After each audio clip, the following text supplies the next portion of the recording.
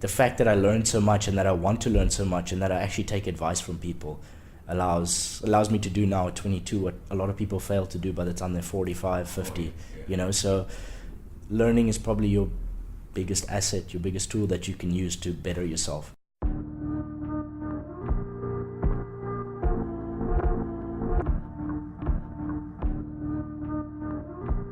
Hey, what's up, guys? How's it going? My name is Gray, and this is another episode of the Gray F podcast. I have to apologize first for my voice. I got a flu right now, so I'm not even going to talk much here. But the Gray F podcast is where curious minds, entrepreneurs, daredevils, hustlers, and problem solvers converge. Each episode, I have a guest from a different walk of life or industry, whether it's tech innovators, business leaders. We explore their failures, successes, and most importantly, we're trying to find lessons that aspiring achievers can draw on.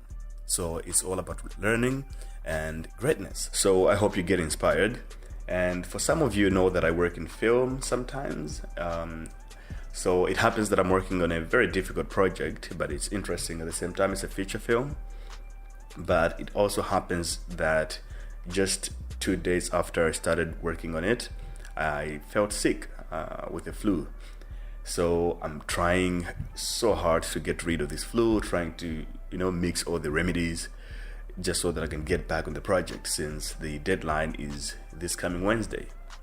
And, I like to deliver before deadline, at least a day before deadline.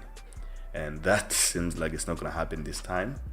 But, it just came full circle as a reminder to me that, I have to be taking care of my body a lot more, because if my body fails, then everything else stops. Like this is, and if it does, for example, in this situation, it's a very big fuck up, so it will mess up my hustle, and I need to be up all the time in terms of active. So I hope this gets to pass as quick as it can, that I can get back to hustling again. And today we have a very exciting guest, a very young entrepreneur from Cape Town, South Africa. That's Visagie. So this episode is very interesting to me for a number of reasons. Number one being, Carl is a young guy, relatively, but he has managed to start his own thing at such an early age, which is something that most people wouldn't be able to do.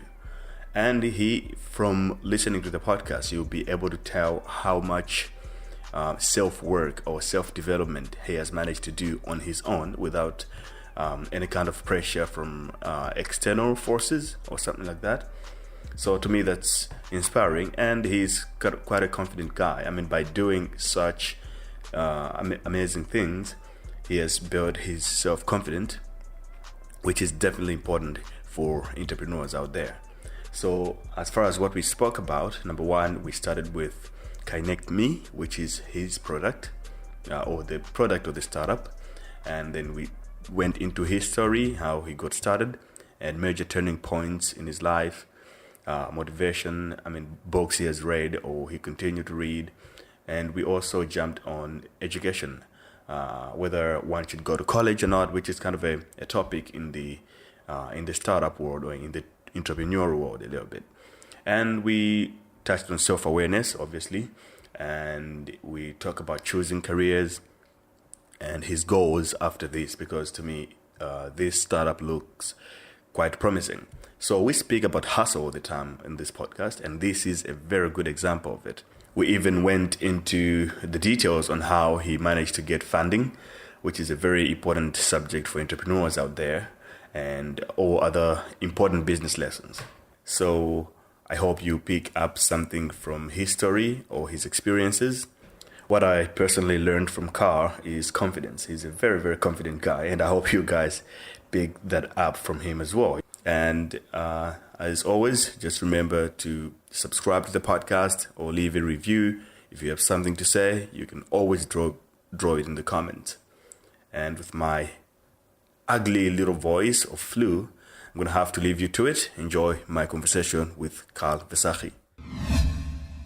So I was saying the average 22-year-old is in high school not in high school anymore, but in university, or still trying to find themselves at the club and stuff like that. But you're running your own startup. Just explain what's going on. Yeah, basically, I still go to the club and stuff with my friends, but I always thought that I was going to take a different path, in whatever I did. A large part of the motivation for me was, money.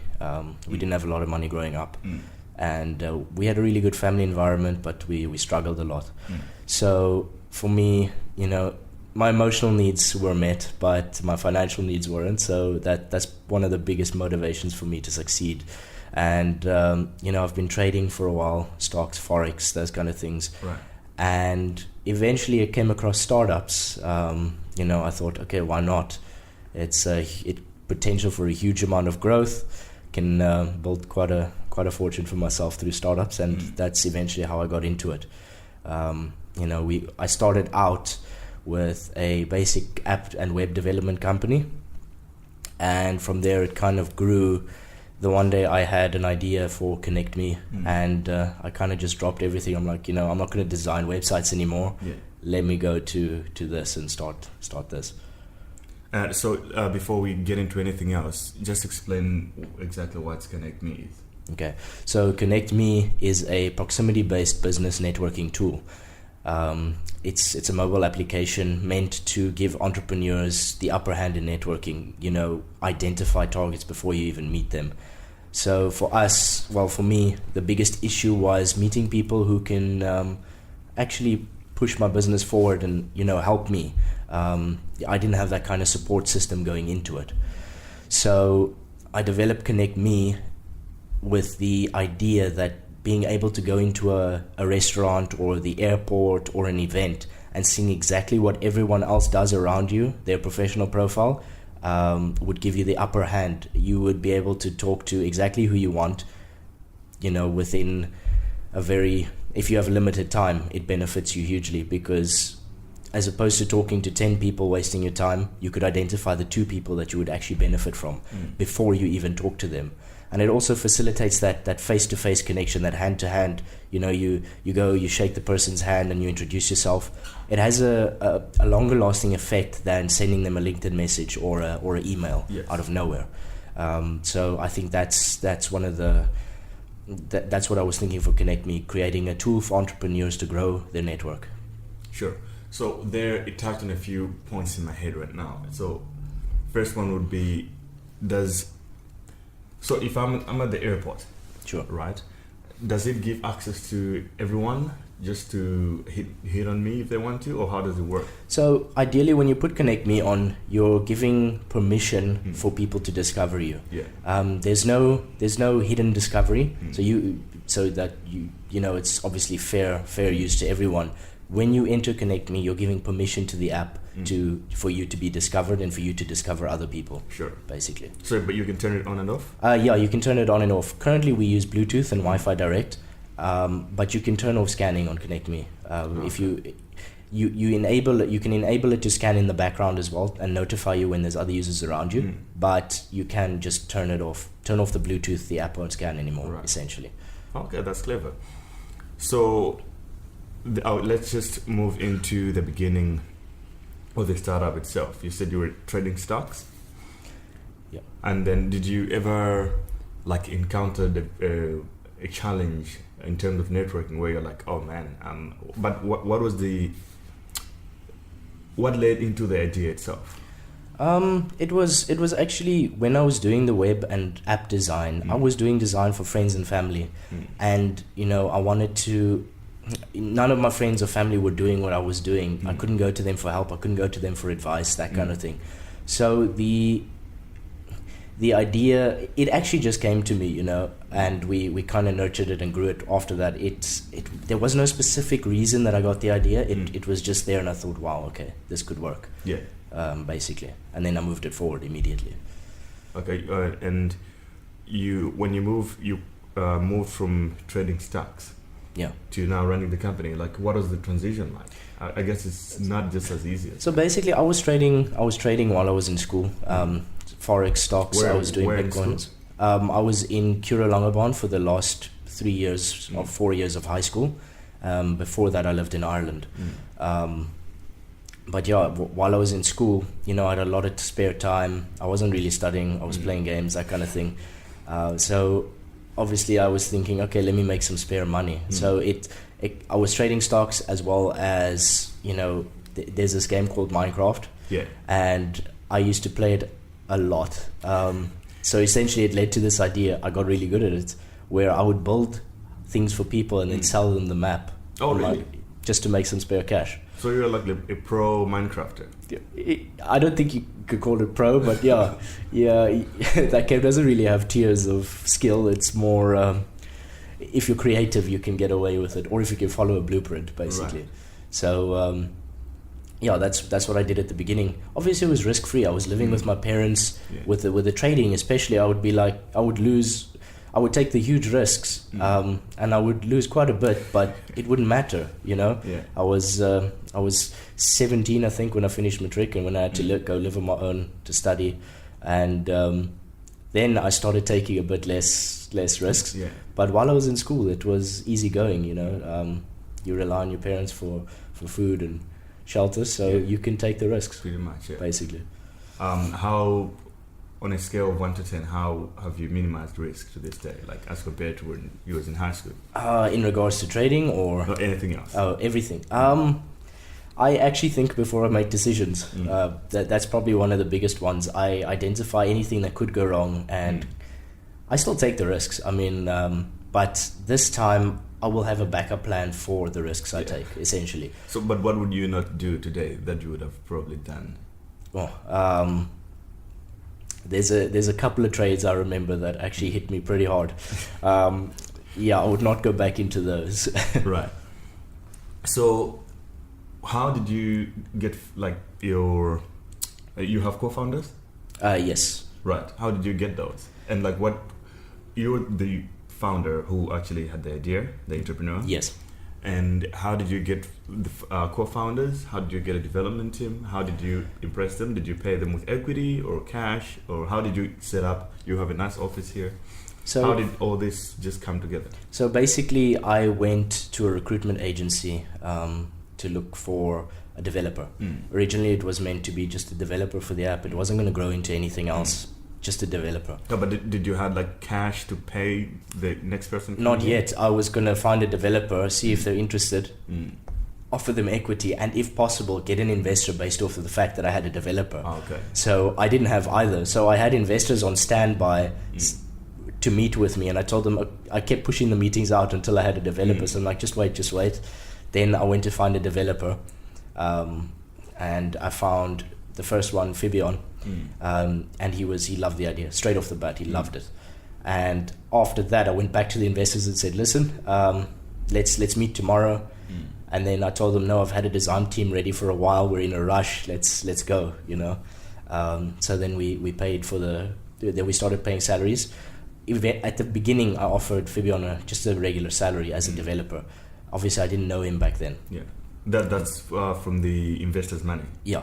Right. And then with potential for equity, if he were to basically be invaluable to the company, which he has become. Yeah. So after that, the relationship between myself and Fibion grew, and he actually became almost like a co-founder. He's my business partner, sure. But he still handles the tech side of things, and I handle everything else. And from there we just hired another developer for the iOS version, and that's actually how the team grew, basically. Interesting. So how many bad developers did you have to go through to actually get to the one that you... He was the first one. Really? So I went to the recruitment agency and I told them, I'm like, listen, I need someone who's got experience, someone who can do this quickly. And I think it was the same day or the next day that they said, we got someone for you. I'm like, okay, set up the meeting. Within 20 minutes, I was having the meeting with him. Yeah. And we just moved forward from there. It was he was actually the first one that I ever interviewed for ConnectMe. Awesome. And how did you find those investors who were so quick to put in? Why did they trust in you? Was it are those people you know? Or? So I settled with people I knew. I had 2 South African based VCs, more like private investors and not really VCs. they were very interested in ConnectMe and giving me money for it, basically. And was it you, or was the idea? I think it's a bit of both. When you invest in a company, you invest in the entrepreneur. Yeah. But the idea has to obviously be good, and it has to be scalable and potential to actually make money back for the investors. But the main part would be the entrepreneur. So I must have impressed them somehow. Have they been following you before that? No, I was no one before. It was literally I was just another guy making some money trading and playing too many games, and I was still a student. I've since dropped out, but I was still a student back then, and I was no one to them. I was just this guy. I told them, I'm like, listen, I'm not going to send you a CV. I don't have any of that. Let me meet you, and then you can decide, basically. So, and then also who eventually ended up investing were two overseas-based investors. Now, I know them from a while back from Ireland. They actually used to work with my dad back in Ireland, and I reached out to them. I knew, okay, these guys were well off. I'm like, listen, I've got this idea. You know me. Let's do something, because I trust them. I know I've got history with them. Yeah. So I ended up going with them, basically. And for how long has this been going on? ConnectMe's idea, I conceived the idea April last year. We only started development in August. Dude, you moved fast. Yeah. We only started development in August because I spent that much time looking for developers, looking for investors, that kind of thing. So it was 2-3 months of looking for backers. August we started, and now we launched this year in April. But it was more like a soft launch. The app is available, but we hadn't started marketing it yet. So now we're at the point where we finally started going to our first few events. Google Startup Grind being one of them here in Cape Town, and after that, our plan is to expand to more events and eventually move to things like airports, restaurants. The thing with the app is you can't download it while you're lying in bed at home, because you're not going to find anyone, because it's so proximity based. So we figured let's go through events until we have a huge user base, until people actually use it in public, and then we start marketing to the general public. For now, it's targeted. Yeah. So until it's been a little over a year that I've had the idea, but we've only been working on under a year, 9 months that we've been working on it.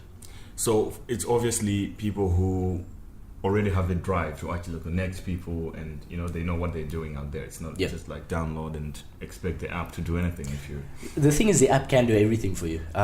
It's designed for people who wish to connect, definitely, but also people who who are a bit more shy. I'll walk up to anyone and say, hi, how are you doing, and then introduce myself. But I'm the opposite.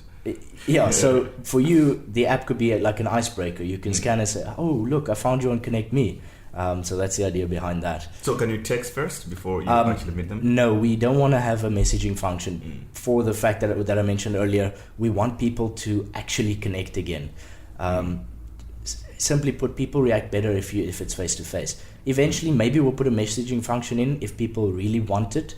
But the idea is purely to get that handshake going and that introduction, that old school introduction that actually gets you so much further than the LinkedIn messaging.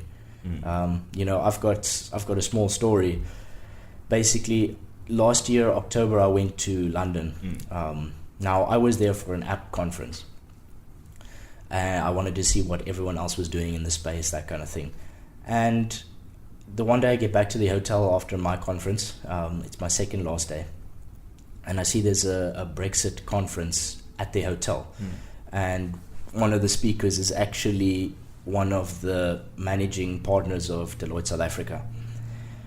So, I see, okay, this guy's South African, maybe he'll reply. I sent him a LinkedIn message, hope he replied to that, because I obviously couldn't find him in the hotel. It's a huge hope when you message someone on LinkedIn. See, so that part there, I'm taking out that risk completely. If he didn't reply, I wouldn't be where we are with him now, So I sent him a message. He replied, and we had breakfast. Just that chance, and it led to us going into talks with Deloitte regarding a potential partnership, that kind of thing. So it opened a couple of doors for us. Now, just thinking back on it, I was at the airport with this guy. I was on the same flight as this guy. I've seen him in the lobby maybe 3 or 4 times. I saw him when we were having breakfast. I may have walked past him in London while we were there as well. Yeah. And, I never introduced myself. And I was leaving everything up to chance, to the fact that he may or may not read that LinkedIn message. Yes. So the app kind of takes that away. I would have seen, oh, wow, okay, this is the guy. Let me go meet him. Right. But how does it prove that it's him? How do you see a picture or? Yes. So basically, you scan and then you see a picture, whatever they upload, and as well as their name and their headline, which is the description of what they do. CEO at XXX, developer, etc., etc. So that's how you see it, and you'll see it in a list for you. Once you click on it, picture gets bigger. You see their full profile. Yeah. Very similar to a LinkedIn type setup. They can attach their CV to their profile. They can attach their portfolio. Anything they want, basically, and even a link to their LinkedIn profile. You can see if it's verified or not. You can find out anything that they want you to find out about their professional identity, basically. Because for someone like myself and you as well, who goes to a lot of events, entrepreneur events, it's very hard to know who's who and who you want to speak to. Yeah. Especially, of course, we have name tags, but what does the name tell you? Just like the name. I remember on the previous startup grant, I was hoping to meet the founder of PayFast. Okay. To chat about some cryptocurrency stuff. Yeah. But I couldn't find him because I knew he was there. I've never seen his face before. But you can't exactly go around looking at people's name tags and like. Yeah, that's one of the things. You kind of leave it to chance. That's a problem that we face with networking. Also, the thing is, if you're sitting on the airport, for example, and there's 50 people in suits around you, you're like, okay, wow, which one do I talk to? Yeah. And you've got 10 minutes. You can only talk to 2 of them. Which ones do you choose? It's like a lottery. So ConnectMe kind of removes that chance. So I'm curious to know how you made the jump from, you being in high school doing your thing and then you moved into business. Yeah. Didn't the business world intimidate you a little bit? Or how did you learn all the basics? Basically, the thing is, I always knew the basics. It's, some people are good at drawing, some people are good at sport because they've got an instinct for it. I always knew the basics. Whether I built on that and nurtured it and actually started reading, that would have been made or broke me back then, which I did. So, but the thing is, I didn't jump straight into it after school. After school I was really confused. I finished matric when I was 17. I finished when I was 16. Exactly. So you don't know what you want to do with your life. So I went to study for a year. And CTI in Durbanville. I knew that I didn't want to study. It wasn't for me. If anything, I'm more of a kind of doing person, but I also didn't want to learn a craft or anything like that. So I was a bit confused. After that, I went straight to play rugby in Ireland. I went to play for Munster's under 21s, and then I got injured. And I decided, this was like a month in. I went for a month, really? and I got injured. So were you that good in rugby? Yeah, I was. I wouldn't say that I was one of the best. I wasn't going to be Springbok quality, but I could have played it professionally for a couple of years if I really worked hard. But the injury really kind of put me back off the path, and I thought, what now? So I came back to South Africa. Then I thought, okay, what do I do now? I sat at home for like a month. I was making some money again, trading, making sure I could eat. And basically then I thought, okay, what's good at the moment? What's a high paying job that doesn't require too much studying? So I thought oil rigs. Yeah. I went to do my studying for the oil rigs, that kind of thing. How did you get, where did that idea come from? Well, we had... My friend's dad worked on the oil rigs, and he seemed to have a lot of money. So I thought, okay, let's copy him. So money is kind of a driver. It's a big motivator, that and being perceived as successful in the business world. It's a real accomplishment when you can actually say, I've got a post-revenue business that actually runs itself. Yes. I think it's more valuable than saying, I have a degree, Oh, yeah, sure. So for me, that it is a big motivator in my life, as I said before, because of personal reasons. I thought, okay, let's go to oil rigs. And then the oil crashed. That was around the time that the oil price crashed. and they weren't hiring people anymore. So something was pushing me away from everything else that I wanted to do. And then I thought, then once again, another month sitting at home, like, okay, Carl, make a plan. So I started a development app and web development company with my friend from rugby. We just started off doing some websites, some apps, very basic, terrible apps. But you got paid for it. Yeah, we got paid, so cool. It was fun. Yeah, that's what matters. So we lived off of that for a couple of months. Yeah. And then, we had one or two bad projects that went bad because of the developers we were using weren't very reliable. They actually caused a lot of issues for us. And obviously I was the one going to meetings, so I would get yelled at every week when we did the progress. How old were you then? I was 21. Yeah, about 21, 22. Yeah. No, actually 2021, sorry. Yeah. This was 2 years ago. And, I learned a lot from those lessons, but the people that we actually we worked for back then, the guys over at, I don't really want to say, but they ended up being my business mentor in a way, one of my business mentors. They wanted to help me because they could see that we were trying to do something else. So they ended up teaching me a lot. And then, with that app company, we let it go. When I got the idea for ConnectMe, I'm like, okay, listen, you can do what you want. You can continue with the company, but this is what I'm going to do now. And then, I left everything else and started with ConnectMe. How do you deal with all the business mechanics, accounting, and all these kind of things? Because you have people looking up, and your investors. Accounting we outsource because it's cheaper than hiring a full-time accountant. But sure. we do outsource. Family member of mine is an accountant, so I said, okay, listen, I need some help. Family. So I need some help. Sure. Give me a hand here and there. Social media we outsource as well because it's a lot of work. Editing photos, posting them, that kind of thing. I don't have time to do that kind of thing all day. So we outsource that, and other than that, I handle pretty much everything else. And our PR and marketing is done by a company in Cape Town called Butterknife PR. Sure. And they're doing a fantastic job for us. We'll start seeing the effects of that campaign within the next 2-3 months.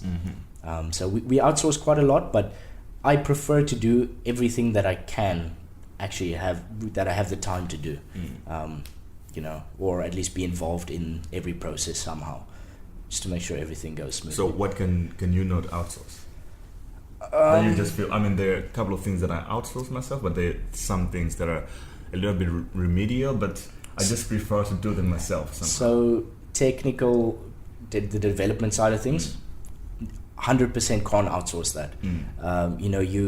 You really want control of the entire design process, because the amount of times we made changes to this app while we were developing, companies that you outsource to, those Indian development companies that contact you on LinkedIn.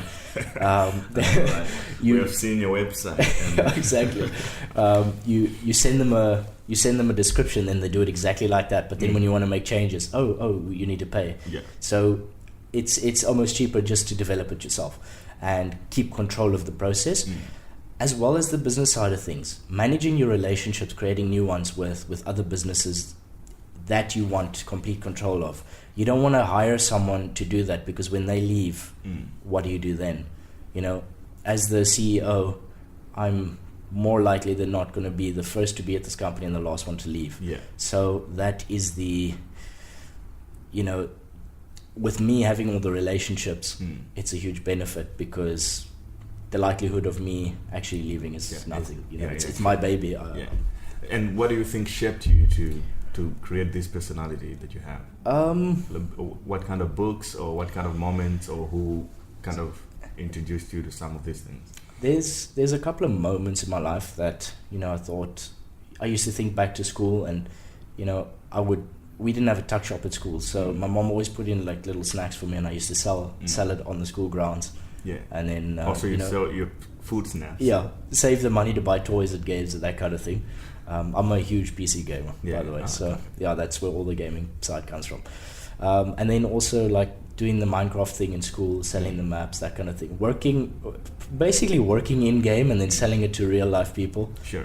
So aspects like that kind of shaped it gave me the belief that, you've been doing this your whole life. You just haven't realized it. You are actually meant to be a businessman or a hustler. And then on top of that, I read a lot of books. Mostly, for me, I read a lot of psychological based books, understanding people, understanding how they react, why they react like that, things like that, as well as a lot of business books.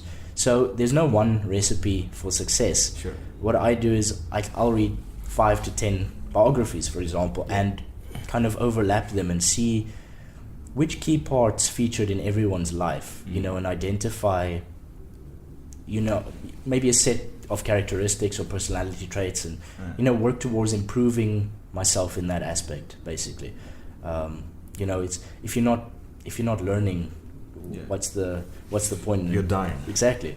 And the fact that I learned so much and that I want to learn so much and that I actually take advice from people allows me to do now at 22 what a lot of people fail to do by the time they're 45, 50. So learning is probably your biggest asset, your biggest tool that you can use to better yourself. And it doesn't have to, learning doesn't mean going to get a degree. Read a book, go to the library. I used to go to the library a lot. Sit and read, just talk to someone and listen. Don't talk over them, that kind of thing. And big failures so far that crushed you a little bit? Like I said, I lost a couple of trades in the stock market. The fact that I didn't finish my degree, it wasn't really a problem with me. It was a problem with everyone else. Yes. Literally everyone in my family. Up until the point where I started succeeding in other ways, everyone was like, "Oh my God, you're the failure of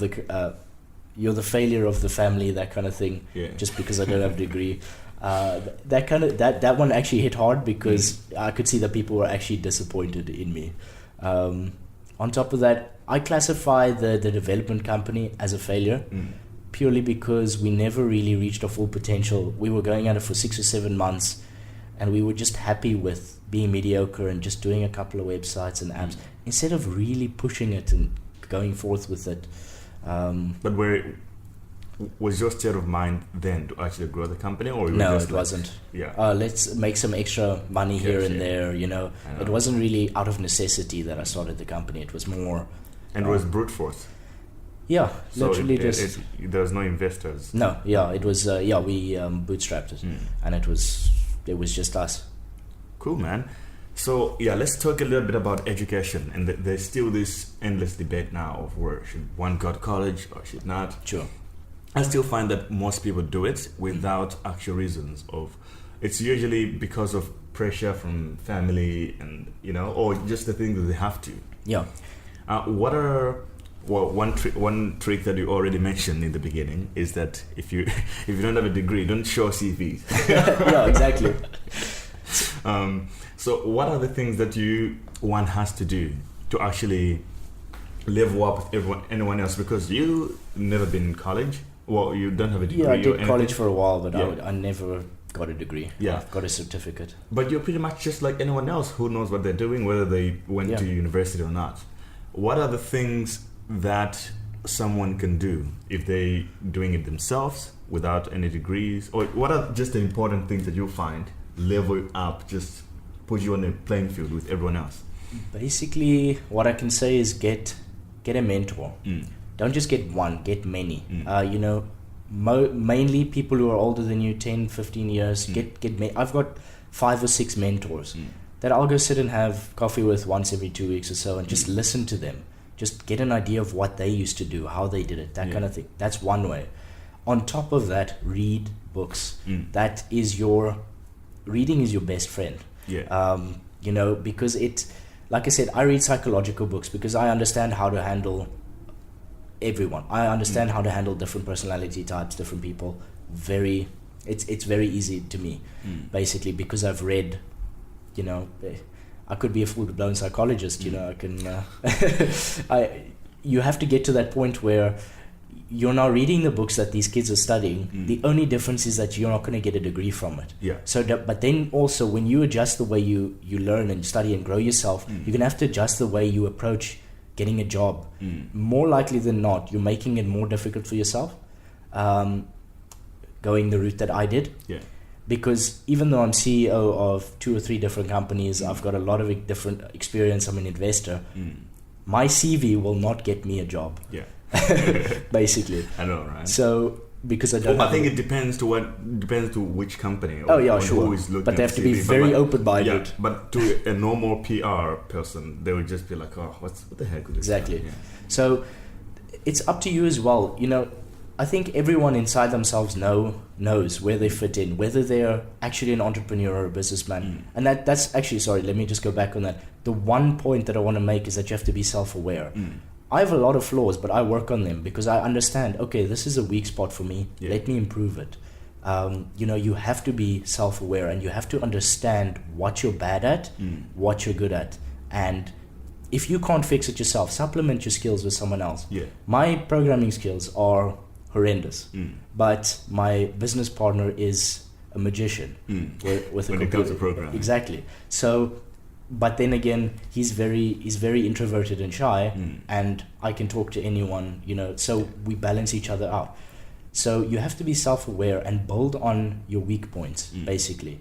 And you got to remember that skills aren't only what they offer in the degree, you know, skills are interpersonal skills as well. Yeah. If you're good with people, you can talk your way into any job. I promise you that. That's true. You know, I totally agree. you can literally talk your way in. And if you understand that you're smart enough to learn it quickly, why not? Why not lie? Just talk your way into the job and then learn how to do it later. But like, how do you come to a point to say that I'm self-aware? How do you know? Look, you're never going to see all your flaws. Yeah. A lot of people, you like to ignore certain things that you can't that you don't really want to change or that you can't change. But you come to a point where you look back at the last 3 months and you see a change in yourself that's improved certain aspects that you identified before as a problem. That's when you know, okay, I'm now self-aware. I can look at myself, you know, in black and white and say, okay, people don't like this about me. Is it really a problem for what I want to do? Yes, then change it. So if you can look back at yourself and say that, damn, I've actually come quite far those last 3 months just by changing certain personality traits or aspects of what I do or how I talk to people, that's when you know, okay, I'm reasonably self-aware. I understand what aspects of myself need work. Well, you know, in my work experience, what I've learned is that, which is an advantage to self-learning, is that because I've never attended any kind of curriculum to learn something, whether it's programming or in some other things that I do, is that I do not have an end block. Say, okay, now I've attended this is the end of it. Like, I'm constantly learning. Yeah. So even at work, when in companies that I've worked for, I would still end up being pretty much maybe the most technical or the most knowledgeable in that field, because I was constantly learning things. Whereas this guy would come and say, oh, I have a degree, so, you know. Yeah. And if there's a challenge, they'll be like, no, at my school, we were never trained for this.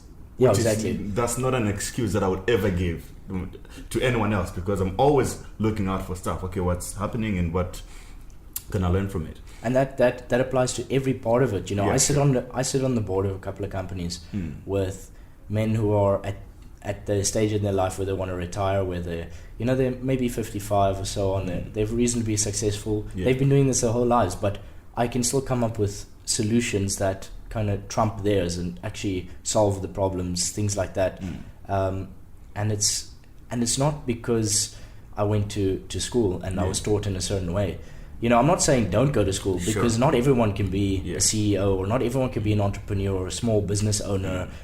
You know, not everyone can go that route. But, or say have the discipline to actually do it on their own. But you need to identify, you know, it doesn't have to be when you're 18. I didn't know what I wanted to do until I was 20, 21.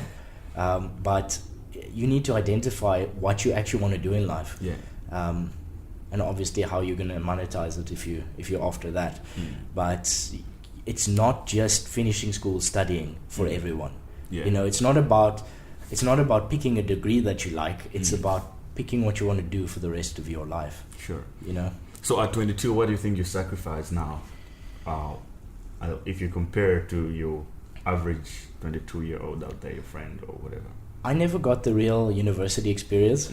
All my friends are still living it, and I hear the stories about, showing up late to class or not going at all, or, partying too much the night before, that kind of thing.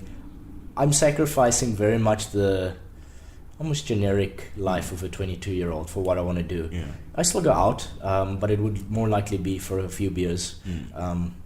On a Thursday night to celebrate something that I did during work, basically. Okay, so that's how you celebrate? Yeah, just a couple of beers with my friends, my close friends, and that's it. That's all I need, But I do sacrifice some of the experiences. I don't even know what I sacrifice because I never lived it. But sure. My brother's currently studying. He's doing his honors and then going on to do his masters at Stellenbosch University. And the stories that he tells me, I thought that would have been cool sometimes, Yeah. So it's that's what I sacrifice so far. So you have lived in many places as well. Yes. And could you just share about why? So basically, and where you have lived? Sure. So basically, my father was in construction. Now, when we were younger, he used to work away a lot. He was working in Africa, Middle Africa, things like that, and he was away for a long periods of time. And once we started getting older, obviously we wanted to see a bit more of him. We wanted to actually know our father, so we started moving around with him. So we've lived in 4 different countries, namely USA, Ireland, South Africa, and Namibia.